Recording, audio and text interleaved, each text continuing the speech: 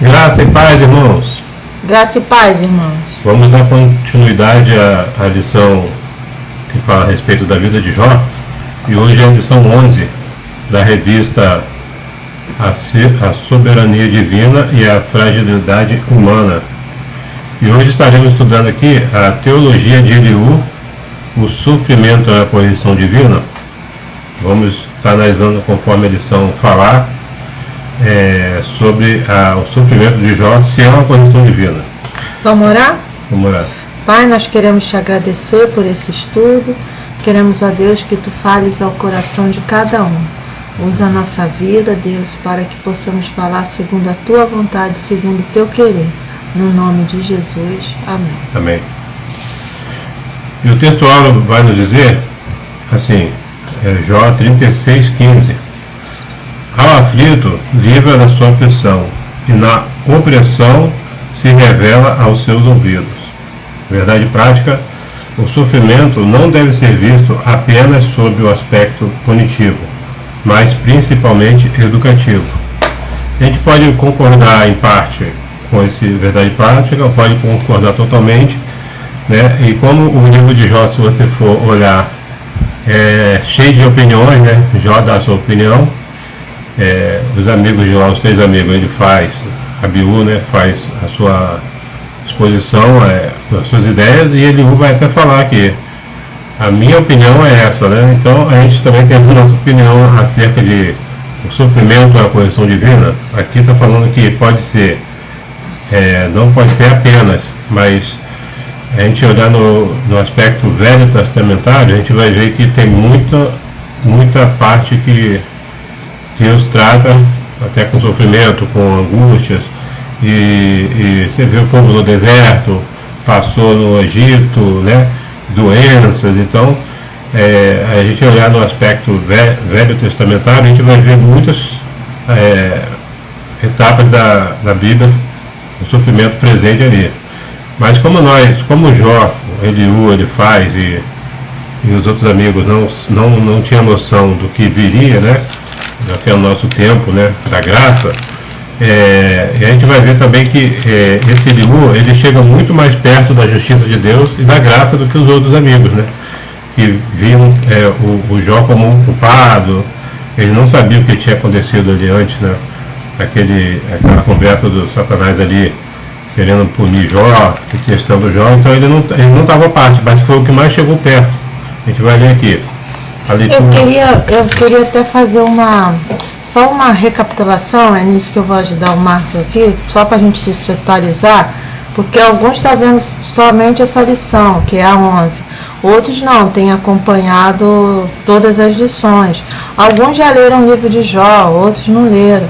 Mas o que muitas das vezes fica na nossa memória é que o sofrimento de Jó é decorrente do pecado que ele cometeu. E isso é algo que é dos tempos antigos, né? Bem antes da Bíblia ser escrita, já tinha esse pensamento de que o sofrimento ele vem do pecado cometido pelo homem. E ali, no livro de Jó, o livro, a gente falou logo lá naquela lição que nós demos, número 5, que o livro de Jó ele é escrito de uma forma poética, né? E as palavras dos amigos de Jó não são palavras de Deus.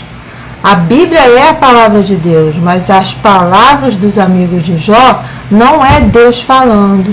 E o que muitas das vezes acontece, e até hoje, que algumas pessoas que não conhecem a Bíblia, que não leem a Bíblia e não querem conhecer, elas abrem, pegam uma palavra, um versículo ali de que os amigos estão falando e tomam aquilo como referência e passam a usar aquele versículo como uma doutrina para o sofrimento. E o livro de Jó, em nenhum momento o livro de Jó ele tá querendo explicar o porquê do sofrimento, porque não tem como explicar o sofrimento. Não adianta a gente ver uma pessoa sofrendo, ou nós mesmos, quando estivermos passando por um sofrimento, tentar buscar resposta, porque nós não teremos resposta para o nosso sofrimento e nem para os dos outros. E os amigos de Jó, nas lições anteriores, foi falado de 3 amigos, né? O primeiro, ele já começa acusando Jó. A gente pode ler rapidinho aqui, ó, Jó 4:8. Eu vou ler, fala assim, ó: segundo eu tenho visto, os que lavram a iniquidade e semeiam o mal, isso mesmo eles colhem. E essa teologia aqui de Elifaz é muito usada por praticamente todos nós. O que a gente planta, a gente vai colher. Só que, se a gente for por esse pensamento, a gente vai plantar, né? A gente pensa assim, então vou plantar só coisas boas e vou colher só coisas boas. E nem sempre isso acontece. E nem sempre quem plantou coisa mal, colhe coisa mal. Então, se a gente for usar essa teologia de Elifaz aqui e adotar pra gente, a gente vai ver que vai chegar uma hora que a gente vai questionar Deus como Jó questionou. Poxa, mas eu faço tudo certinho e tá me vindo... Vou na igreja, né? Vou na igreja, participo de tudo e me vê sobre esse mal, por quê? Então essa é uma teologia errada de Elifaz. Depois a gente vai ouvir também o Bildade. Bildade, ele vai falar lá em Jó 8, 5, 6, ó, eu vou abrir aqui. Eu estou falando dessa parte daí, só nasce para todos, né? Eu entendi um dia no debate na internet que eles estavam perguntando como é que pode coisas ruins acontecer a pessoas boas. E muita gente naquele debate não estava sabendo explicar como é que pode coisas ruins acontecer para coisa boa. Eu falei, posso botar uma pimentinha nesse debate aí? Quando Jesus ele olha para os fariseus e pergunta assim: como pode, vocês sendo maus, vocês conseguem dar coisa boa aos seus filhos? Né? A gente vai ver isso, né? Como vocês sendo maus, vocês dão coisas boas. Como é que pode a pessoa que é mal praticar coisas boas, né? A gente vê aí nessa era política aí, quando chega na hora das eleições, pessoas que estão trabalhando por mal, pessoas que estão fundadas na corrupção e nos seus interesses particulares, né, para roubar, para saquear, pessoas envolvidas com crimes, começam a distribuir cesta básica, dar bicicleta. A gente viu aí como é que é. Então, como é que pode a pessoa ser mal fazer atos bons? Então, Deus, o Novo Testamento, ele equilibra tudo isso, né? Que o sol, ele nasce para todos. Então, pode acontecer de coisa ruim, acontecer pessoas boas. Né? Que a gente está num mundo que não é perfeito. O sistema global, o mundo, ele não gira perfeito depois do pecado, né? E aí você deve estar pensando assim, Maria do céu, Marco, estão balançando com a minha cabeça agora, mas eu tenho aprendido para a gente semear coisas boas e vamos colher coisas boas, não é? A gente planta batata, vai colher batata, a gente planta couve, vai colher couve. A gente não vai plantar batata e colher chuchu, mas a gente usa isso como uma teologia. E isso acaba confundindo a nossa mente mesmo, porque a gente sabe que plantar é muito diferente das nossas atitudes. Você plantar uma planta, mas nem sempre quando você planta ali um pé de alface, significa que aquele alface vai vingar. Pode ser que ele não vingue. E no mesmo caso, a gente tem que procurar sempre levar uma vida correta, mas nem sempre, mesmo que eu faça tudo certinho, isso não quer dizer que eu vou ser livre do mal porque eu estou fazendo tudo certo. E nem também achar porque uma pessoa está fazendo o mal, ela vai ter que colher porque ela está fazendo isso. Que quem somos nós para justificar alguém? Quem somos nós para julgar alguém? E os amigos de Jó, o primeiro, o Elifaz, o Zofar e o Bildade, eles vinham sempre com isso: Jó, você errou, Jó, você fez alguma coisa errada. Inclusive eles falavam, eles levantavam mentiras, né, falando que Jó despedia as viúvas, né, não ligava para os órfãos. Então, assim, eles o tempo todo eles estão querendo justificar o injustificável, aquele sofrimento que Jó estava passando ali. Eles estavam querendo dizer: ó, Jó, você está sofrendo porque você cometeu o pecado. E aí, na lição de hoje, vai vir o quarto amigo de Jó. E ele se apresenta como o mais novo dos três, né? E ele esperou, ele ouviu aquilo tudo, ele ouviu Jó falar. E Jó também ele tá num conflito tão grande que ele fala algumas coisas assim muito pesadas acerca de Deus, né? Como se acusa Deus. Então aqueles outros três amigos, eles queriam assim, Deus é muito santo, né? Se você está acusando esse Deus, vamos achar qual é o seu pecado, porque Deus ele é santo, então você que errou aí. Então eles estavam revirando a vida de Jó, querendo achar assim, você que é errado, mas o outro, esse Eliú, ele vai fazer um equilíbrio muito grande, né? Porque vai mostrar que Deus é justo, mas Jó pode não ter pecado, mas ele vai aceitar esse sofrimento de uma forma mais teológica, mais racional, né? Não com os outros amigos achar qual é o pecado, né? Para poder, igual no Novo Testamento, quando na época da graça, tinha um rapaz doente, e os discípulos vieram falar assim, quem errou, o pai ou a mãe? Qual o pecado, né? Qual você está sofrendo? Aí Jesus falou assim, nem por causa de um nem de outro, né? Para que isso manifeste a minha glória. Então, esse negócio de estar com algum problema, alguma dificuldade por causa de um pecado, não é desse jeito, né? A Bíblia aquilo que eu falei de pegar um versículo, por exemplo, no Jó 6,4, ele fala assim, ó, porque as flechas do Todo-Poderoso estão cravadas em mim, e o meu espírito sorve o veneno delas. Os terrores de Deus se armam contra mim. Isso aqui é Jó se lamentando, ele falando. E aí eu não posso pegar isso aqui e achar que Deus vai cravar a flecha em mim. Primeiro que Deus não crava flecha, não tem flechas para cravar em ninguém, nem é venenoso.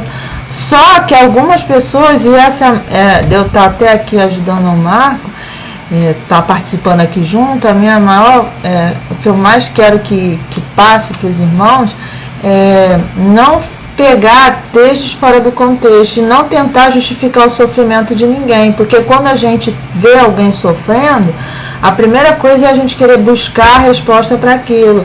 É claro, irmãos, que às vezes a pessoa errou mesmo, entendeu? E aí aquele sofrimento está vendo por um erro, mas ali não é hora da gente falar como os amigos de Jó estavam falando. E no destaque maior, ele entra na história agora, trazendo assim, ele estava preparando o caminho para Deus falar, mas o Marco vai ler aí o texto. O texto bíblico em classe é em Jó 32, do 1 ao 4 no início, né? Então aqueles três homens cessaram de responder a Jó, porque era justo aos seus próprios olhos. E acendeu-se a ira de Eliú, filho de Baraquel, o Bezuita, da família de Rão, contra Jó, e acendeu a sua ira porque justificava a si mesmo mais do que a Deus. Também a sua ira se acendeu contra os três amigos, porque não achando que responder, todavia condenava a Jó. Eliú, porém, esperou para falar a Jó, porque tinha mais idade do que ele. Então, ele tinha menos idade, né, o Eliú, então ele esperou todos falarem a Jó, né? E o 33, seguindo aqui a Jó 33, 1 até o 4. Assim, na verdade, a Jó ouve as minhas razões e dá ouvido a todas as minhas palavras. Eis que já abri a minha boca, já falou a minha língua debaixo do meu paladar. As minhas razões sairão da sinceridade do meu coração e a pura ciência dos meus lábios. O Espírito de Deus me fez e a inspiração do Todo-Poderoso me deu vida. Jó 34, de 1 ao 6.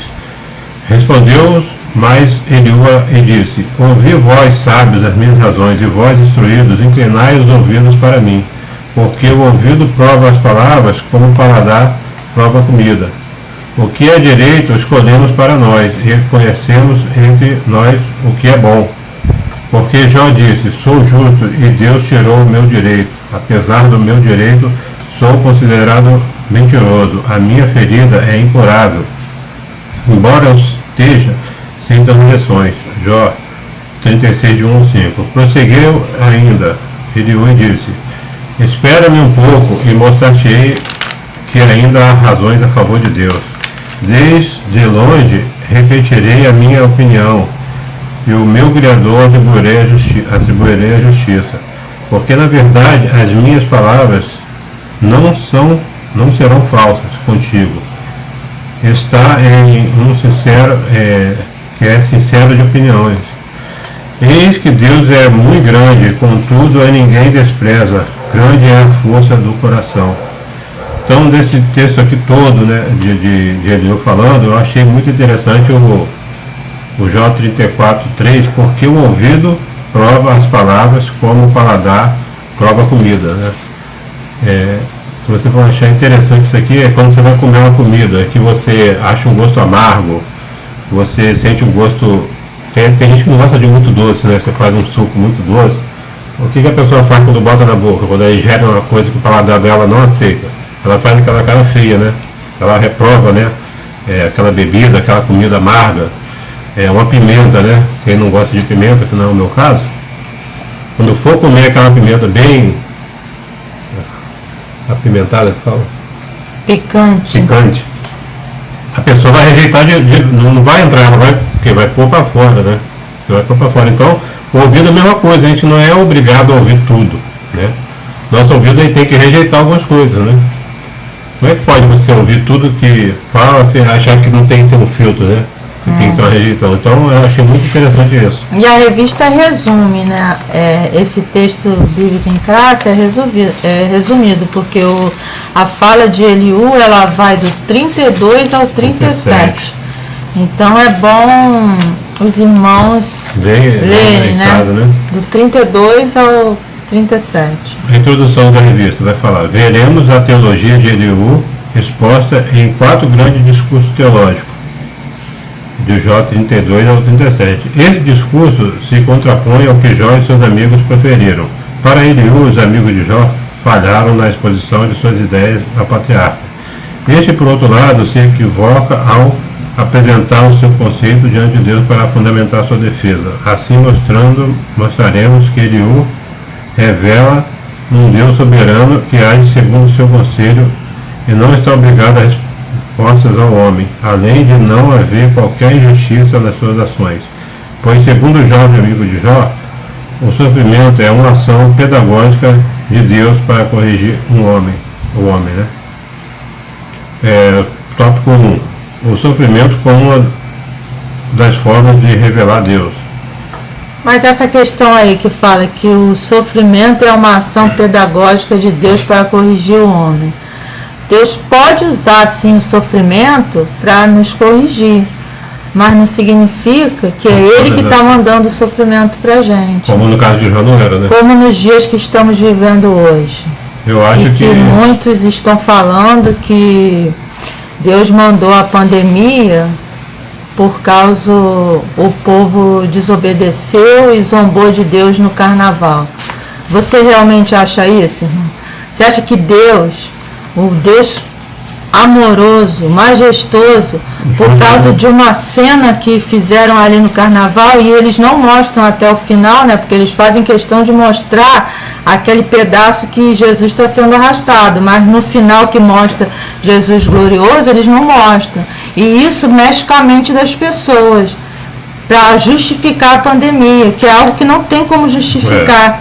E não adianta colocar isso na conta de quem quer que for, porque a pandemia foi algo que aconteceu, que está aí alastrando no mundo e que está são muitas mortes. O Brasil tem tido, por mais de 30 dias, mais de 1.000 mortes por dia, e ainda tem muita gente culpando o carnaval, que nem foi em 2020 aquilo, foi em 2019.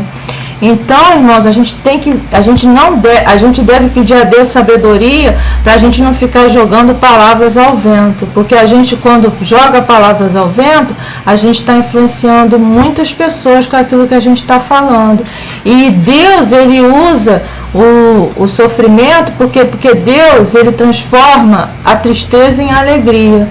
O que os irmãos, aí a gente vai lá e vê o que os irmãos de José fizeram, mandando ele lá para o Egito, né? Venderam ele aquilo ali, Deus transformou aquela maldição, né, de vender ele em bênção, porque vocês acham que era plano de Deus José passar por todo aquele sofrimento? Não, não era, mas Deus aproveitou, porque Deus, ele muda a história. Ele não, isso de dizer que todas as coisas já estão determinadas é dizer que Deus não age. É igual eu achar que estou só plantando coisas boas e não vou colher nada ruim, como se dependesse de mim o viver bem, e não depende de mim nem de você. A gente depende o tempo todo de Deus e da graça dele. É da graça dele que a gente depende. Só que os amigos de Jó não conheciam a graça de Jesus, né? Eles nem conheciam a bondade de Deus. E Jó mesmo não conhecia, que no final ele vai fazer aquele discurso lindo, né? Que ele só conhecia de ouvir falar, né? Mas vai, Marco. Essa parte do carnaval é interessante, que por causa de uma cena ali, aconteceu esse desastre todo, é uma forma de, se você falar nitidamente, a participação dos amigos de Jó é o que nós fazemos hoje, né? Eu também nunca gostei muito, teve um filme que estreou aí, que encheu o cinema, foi do Mel Gibson, né? O Jesus, que ele era escorraçado, que era machucado, que era torturado, e não aconteceu nada, né? No mundo, né? E eu também, a igreja sempre teve peças, né? As peças que o diabo pintava e bordava a peça todinha. Aí no finalzinho aparecia um Jesusão, um fantasma, né? Não falava nada, ficava passeando com a roupa branca. Não é esse Jesus que a gente conhece, não. Um Jesus que tem autoridade, né? Então a gente sempre foi criado em igreja, vendo essas peças, que o diabo escorraçava a peça todinha, fazia o que podia fazer, brincava, né, com as pessoas, jogava, tirava sangue, matava. Aí no final Jesus vinha com um fantasmão paradão. Isso aí não é, né? Não é o que acontece. Jesus é aquele que vem com autoridade, que fala, que mexe com os corações. Então, eu queria até ver uma peça com Jesus negativo, né? Mas resumindo isso aí, a gente está igual os amigos de Jó, que tentam justificar um erro. E a gente pode estar cometendo um grande pecado, que é um dos primeiros mandamentos, ou se não for o primeiro, não tomar o nome de Deus em vão. Você pegar um problema e falar assim, foi Deus que fez isso sem ter sido Deus, ter sido da parte de Deus. Então, a gente tem que sempre tomar cuidado. E em relação à China, a gente devia orar muito pela China. A China é um país que até hoje, se uma pessoa passar mal e cair na rua, isso foi uma pessoa que conhece bem a China e que falou que se uma pessoa cai na rua porque passou mal, ninguém chega perto, ninguém socorre. Sabe por quê? Porque lá existe uma teologia de que se uma pessoa cai na rua, se uma pessoa está ali num sofrimento, é porque ela cometeu alguma coisa errada e está pagando por isso. Então os deuses não você não deve mexer com aquilo, porque os deuses podem ir contra você também. Mas não é essa a nossa teologia aqui. A nossa não é essa, a nossa é de estender a mão, porque Jesus ensinou a gente a estender a mão. Então também falar que a culpa é da China, é da sopa de morcego, sempre está arrumando alguma explicação porque está acontecendo. Né? Mas se isso está acontecendo, a gente deve pensar o quê? É um momento que quantas famílias se juntaram mais, quantos pais que nem percebiam os seus filhos começaram a perceber, quantas mães que não percebiam.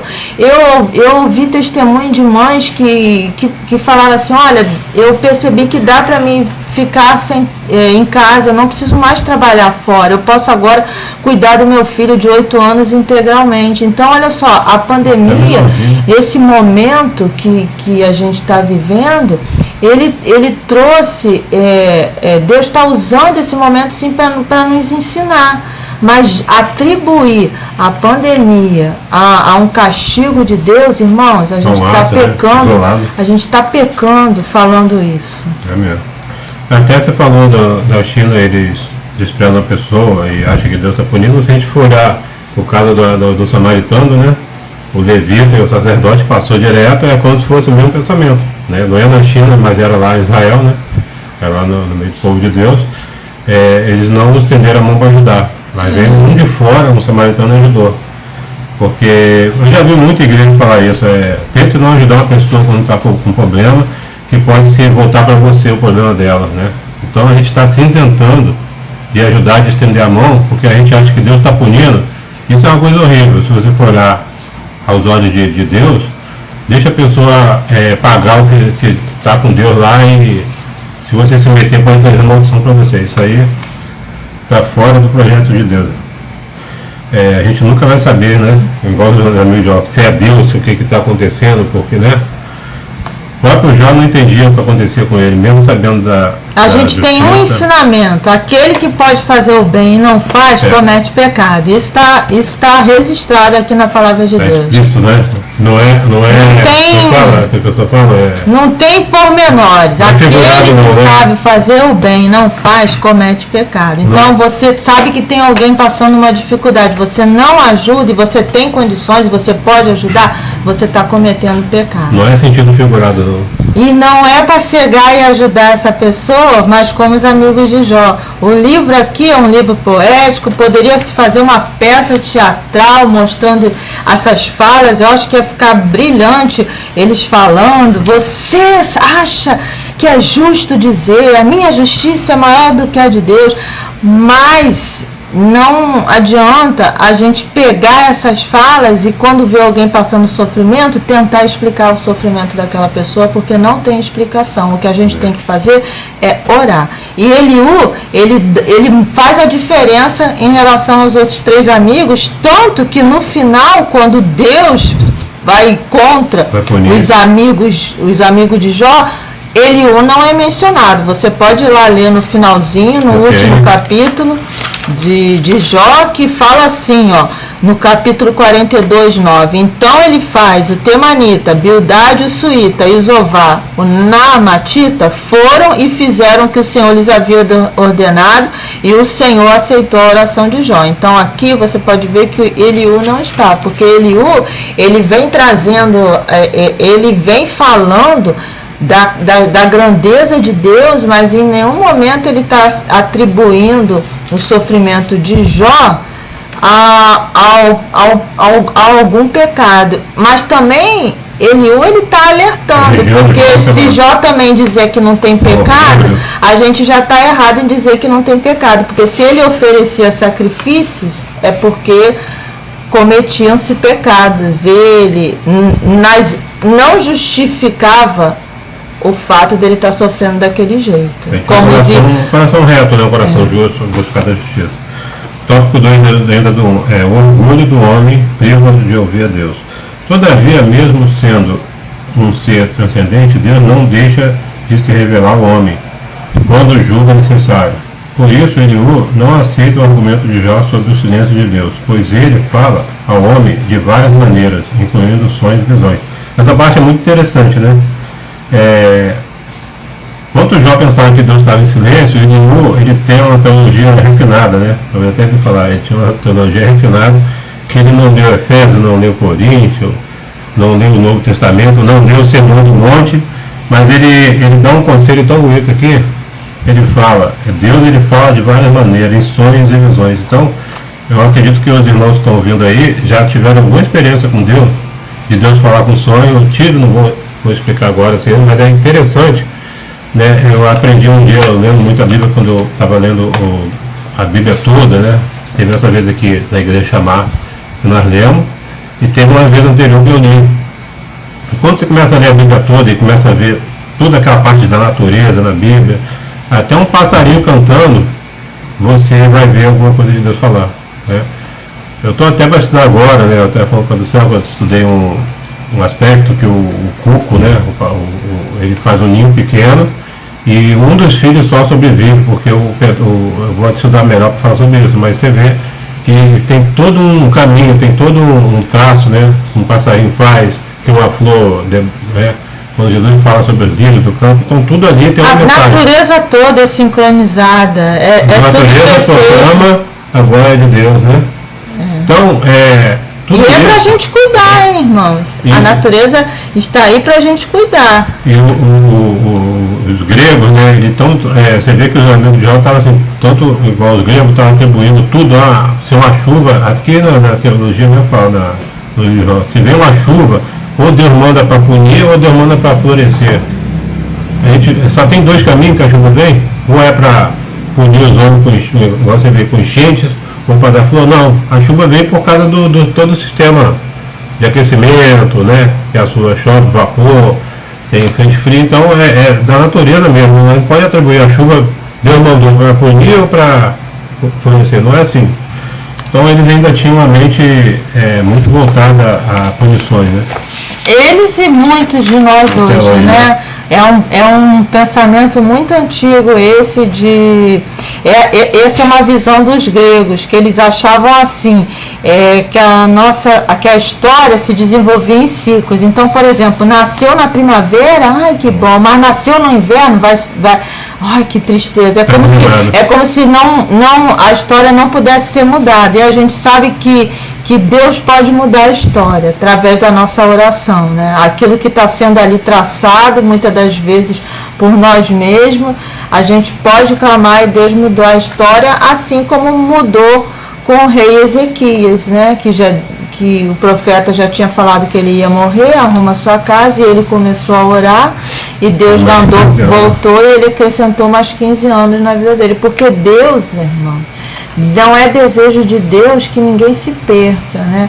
Eu até estava falando com o meu esposo, né? A gente fala muito que o salário do pecado é a morte, né? Quando a gente quer condenar alguém, a gente fala o salário do pecado é a morte, mas a gente esquece de falar o que vem depois. Mas o dom gratuito de Deus é a salvação eterna. Deus não quer que ninguém se perca, né? Nem eu, nem você, nem aqueles que estão ao nosso redor, nem aqueles que a gente não gosta. Porque a gente dizer que não gosta de alguém, a gente está mentindo, né? Mas a gente tem que pedir a Deus o quê? Senhor, tira esse sentimento do meu coração.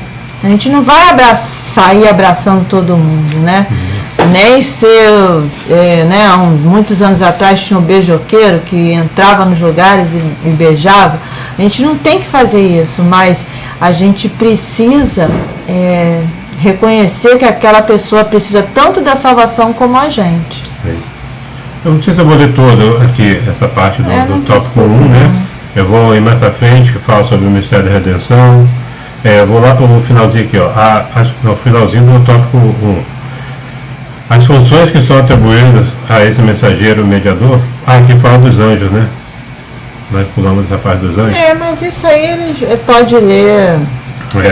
Quem tem a revista, na verdade o pastor coloca à disposição o PDF nos grupos, né? Então você pode acompanhar. Além de sonhos e visões, ele também destaca a Deus que usa uma enfermidade como um canal de comunicação de Deus para com o homem. Por causa dela, ele pode enviar um anjo para anunciar a Jó o seu dever, dizer o que ele deve fazer e também interceder em favor da saúde do patriarca.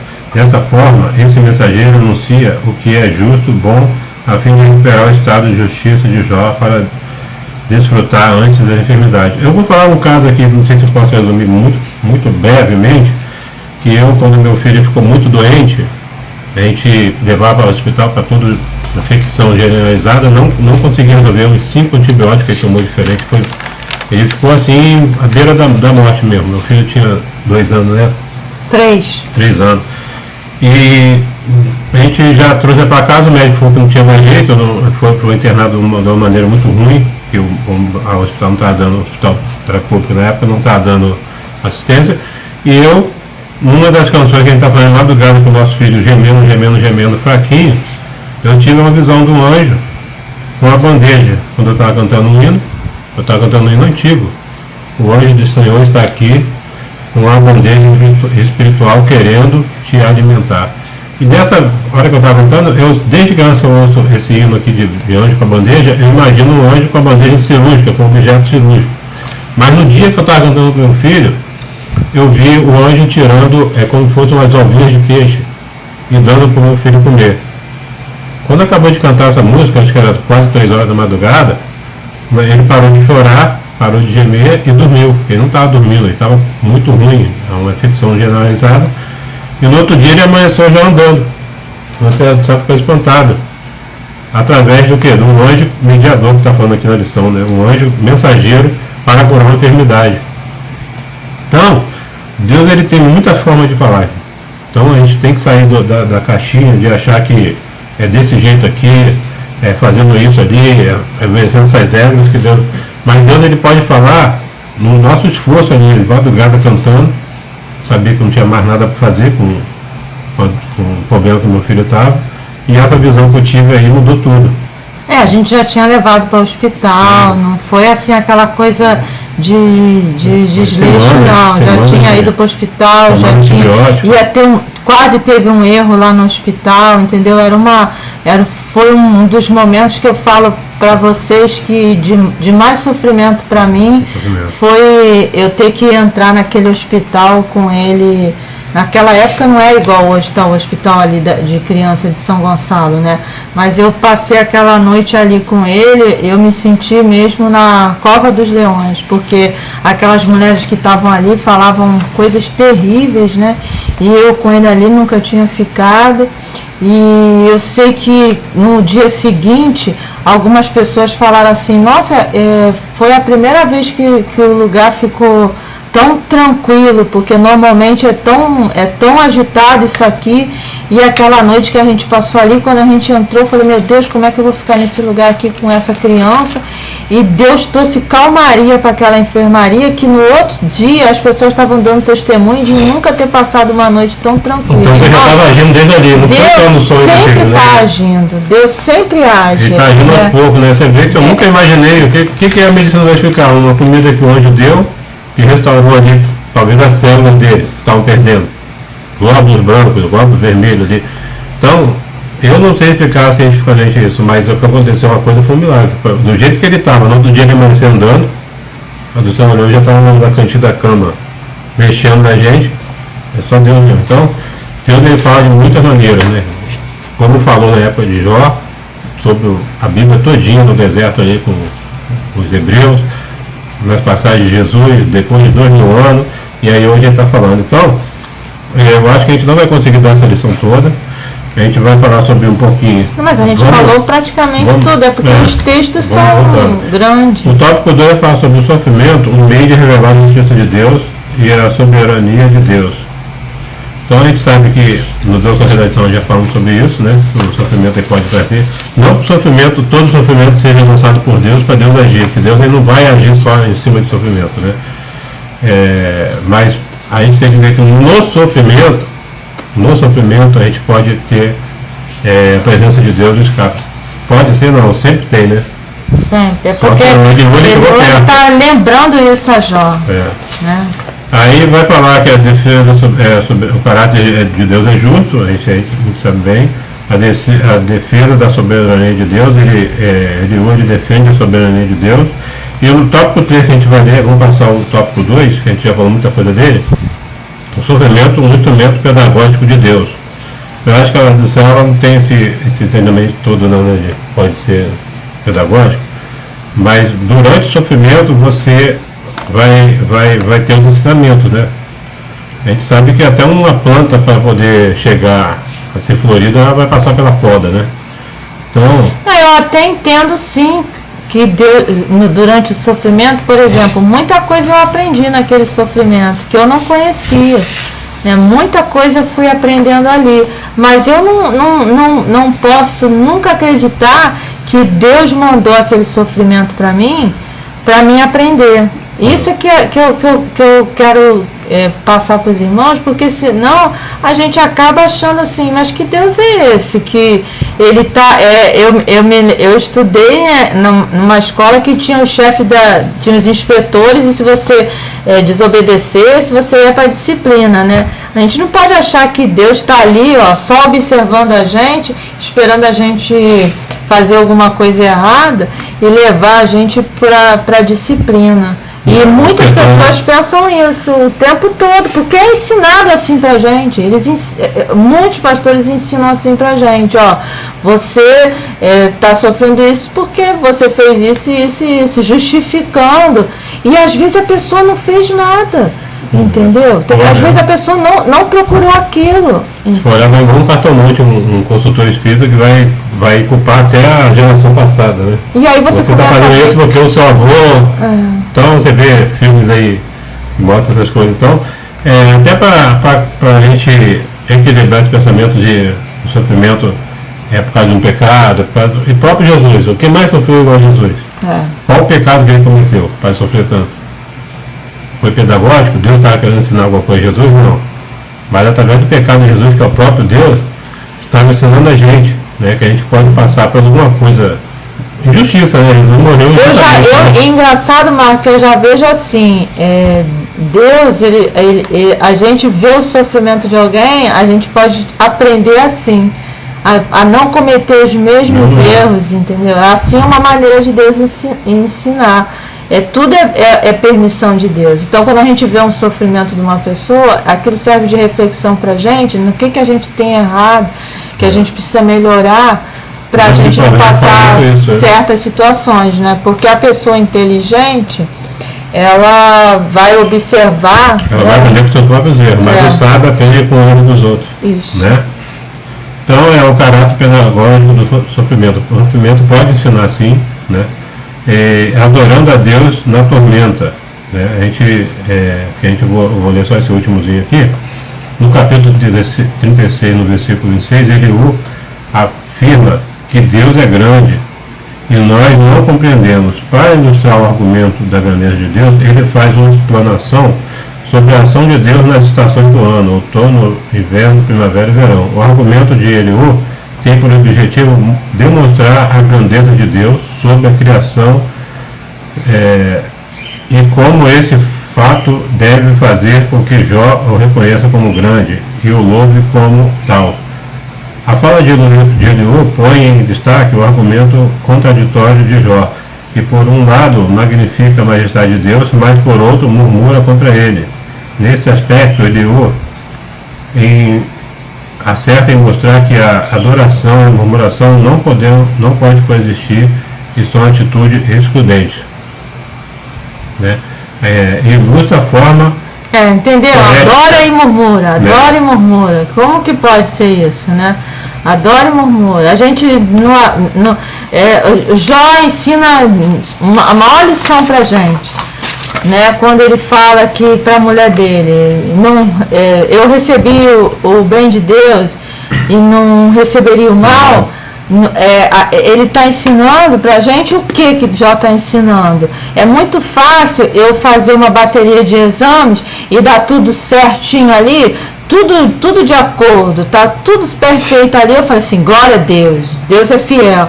Aí vem o exame lá, tem alguma coisa lá errada, Deus deixou de ser fiel, eu vou deixar de glorificar a Deus? Mas por que comigo, né? Por que comigo? Igual eu. Né? É isso que Jó está querendo ensinar a gente. Só que Jó, ele não conhecia a graça de Deus e no final ele vai falar isso, que ele não conhecia. Porque se Jó tivesse pleno conhecimento de quem Deus era, ele simplesmente...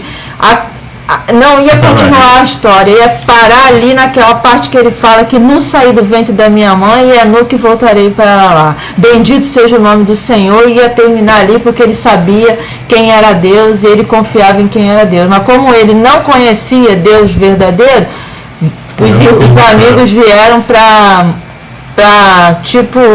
Na verdade, a gente pode ver mesmo, essa parte de Jó é como tem um texto, acho que é Eclesiástico, que fala que Deus ele refina o ouro. E todo ouro, quando ele vem da natureza, ele vem por impurezas. Então, começa a aquecer com a temperatura muito elevada, né, e o ouro ele passa por aquela condição ali, né, para poder refinar e tirar. Então, Deus ele estava só provando. O cara é bom, ele é justo, ele é reto. Então, eu vou refinar, ele é sábio, ele é inteligente. Eu vou fazer ele mesmo sábio agora, né? Eu vou fazer ele mostrar que ele é sábio. Então, eu acredito que a sabedoria de Jó triplicou naquela situação ali.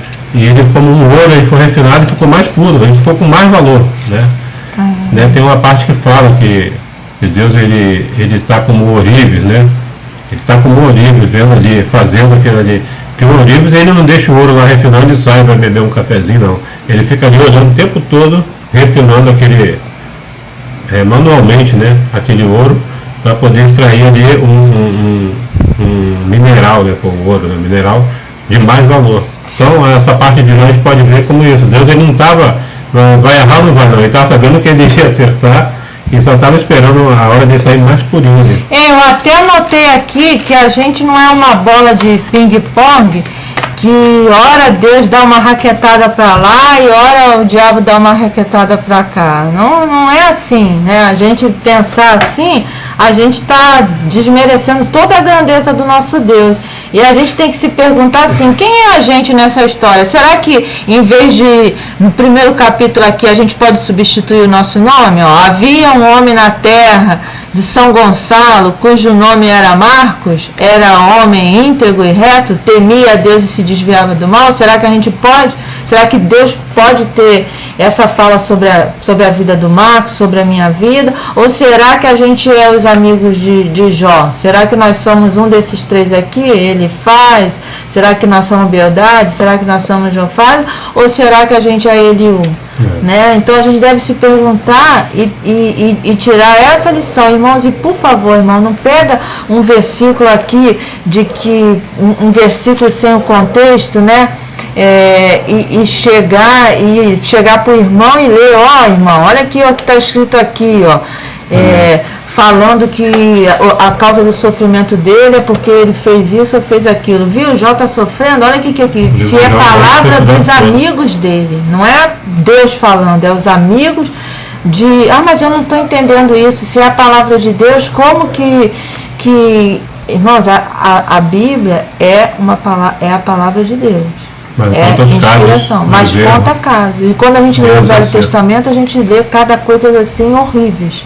Né? Se a gente lê o início ali, a gente vê cada coisa que a gente fica assustado. Até eu estou fazendo uma leitura de 2 anos aqui com eles, tem coisa que a gente vai ler aqui, que a Maria está lendo, que a gente fica até meio constrangida de tão pesado que é. Né? Mas isso aí, irmão, a gente vai ter que parar por aqui. A conclusão, vai ler? Não, tá, já dá 47 minutos. Mas que os irmãos possam meditar mais na palavra de Deus. E que nas próximas edições os irmãos possam, ainda não deve estar, né? Não vai estar presencial não, né? Mas enquanto estiver online aqui, vamos estar nessa força aí, vamos estar estudando e nunca abandonar a palavra de Deus. Amém? Espero que você tenha chegado até aqui. Amém. Paz, irmão. Paz. Tchau.